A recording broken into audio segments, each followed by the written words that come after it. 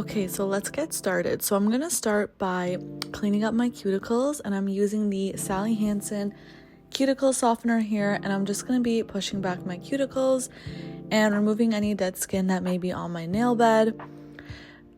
Doing this is really important to having long-lasting extensions, so just take your time really pushing back those cuticles and cleaning up any dead skin that might be on the surface of your nail plate.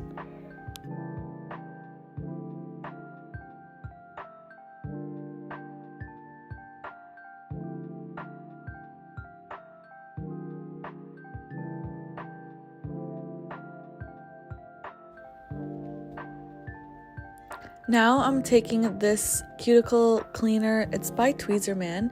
You can also use a cuticle nipper, but this is what I use and it works just as well. My extensions still last me more than 4 weeks, but I'm gonna be cleaning up all the cuticles or all the dead skin that's just sitting there. And just make sure you don't cut yourself when you're doing this, so just go slow. I do have it on fast forward, so that's why it looks like I'm going really quick.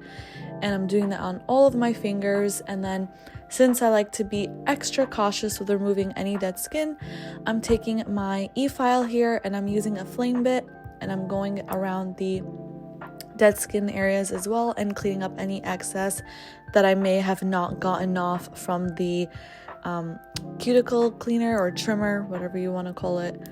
So I like to take my time really prepping my nails before I apply my Gel X extensions. The more time you spend prepping your nails, the more longer that your extensions would last.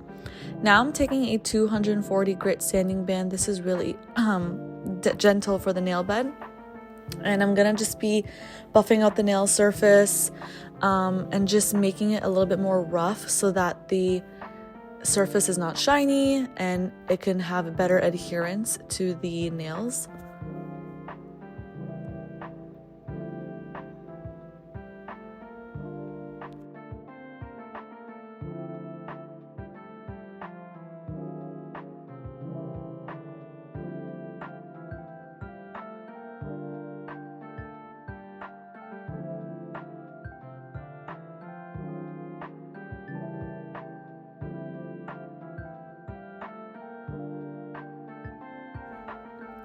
For the extensions, I'm using the Sculpted Medium Almond by Apres. Now I'm applying a nail dehydrator to dehydrate my nails, get rid of any excess oils, and then I'm going in with the Model 1's nail primer. I love these two products here, and I'm applying that on all of my fingernails. And then once I do that, I'm going to be taking my nail glue. The one that I'm using is by Beetles, and I'm going to apply that on all of my nails, making sure not to get it onto my skin, and then I'm going to cure my hand for 60 seconds.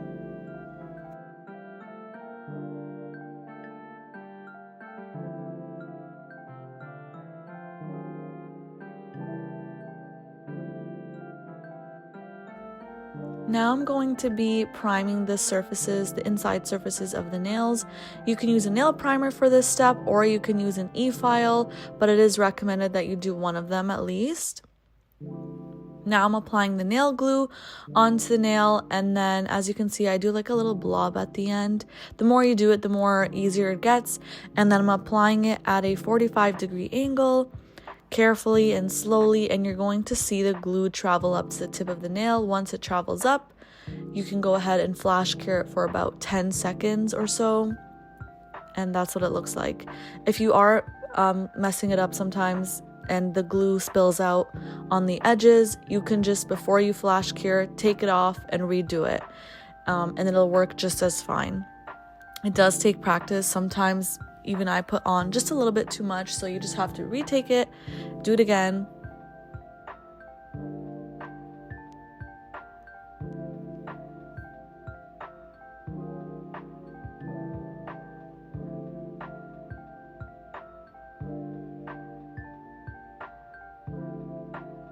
And now they look like this, so I'm going to go ahead and fully cure the entire hand for 60 seconds. Make sure you do this step, it's super important. Now, before you apply your colors, we want to make sure that we have long-lasting nails here, long-lasting nail designs. So make sure you buff out the surfaces of your nails. You can use a buffer or an e-file here for this step. I'm using a regular manual buffer.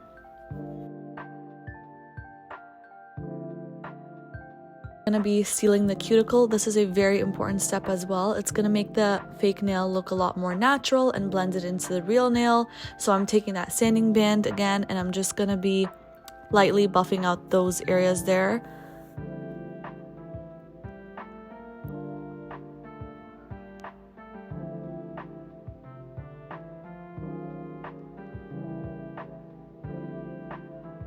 And then finally, my favorite part, I'm going to be taking some acetone and a flat brush, and this is also known as sealing the cuticle.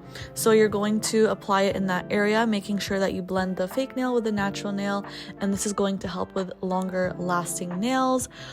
And these are what make my nails last me for about 4 to 5 weeks.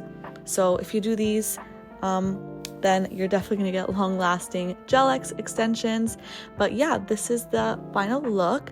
I ended up shaping them and cutting them as well, but you can do whatever you want. Anyways, thanks so much for watching. Bye!